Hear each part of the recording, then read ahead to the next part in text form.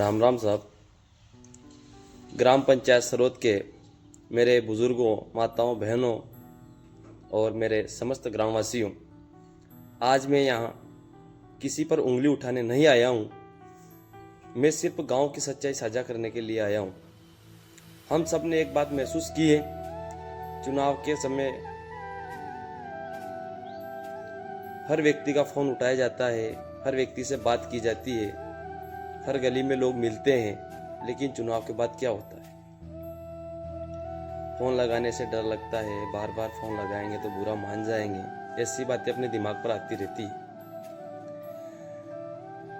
कभी ग्राम सेवक नहीं मिलते हैं, कभी पटवारी नहीं मिलते हैं। पटवारी महीने भर में गांव में आते हैं या नहीं आते हैं। और कृषि पर्यवेक्षक का तो आप भले मोबाइल की लोकेशन ट्रेस कर सकते हो कि उनको महीना भर हुआ है पंचायत में आए हुए कि नहीं आए हैं। हॉस्पिटल में डॉक्टर नहीं आते हैं। डॉक्टर का नियम है 10 से 2 बजे तक हॉस्पिटल खुलना चाहिए, 126 तरह की वहाँ पर दवाइयाँ मिलना चाहिए, ऐसा होता नहीं है। गर्भवती महिलाओं को टीकाकरण करवाने के लिए गुरड़ जगह जाना है, मगर कोई आवाज़ नहीं उठाता है। गांव में सफाई टाइम पर नहीं होती है, बिजली का कोई टाइम फिक्स नहीं है, नल का कोई टाइम फिक्स नहीं है।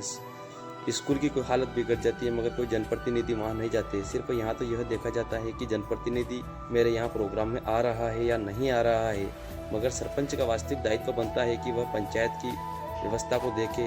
ग्राम पंचायत में अवैध खनन इतना हो रहा है कि जिसकी कोई हद नहीं है। सड़कें पूरी तरह से टूटी हुई है, बच्चों को स्कूल जाने में भय है, मगर इन सब बातों से तो परे हैं। मगर यहाँ पर बातें कुछ अलग ही। जनता काम के लिए भटकती रहती है, सही जानकारी कोई देता नहीं है, जिम्मेदारी कोई लेता नहीं है। सड़क नहीं है, बिजली नहीं है, योजना सिर्फ बहुत सारी योजनाओं का कार्य तो सिर्फ कागजों में ही सीमित रह गया है। मैं यह नहीं कहता कि कोई गलत है, लेकिन इतना ज़रूर कहता हूँ, व्यवस्था मजबूत होनी चाहिए। पंचायत ऐसी होनी चाहिए जहाँ जनता में डर नहीं, भरोसा होना चाहिए।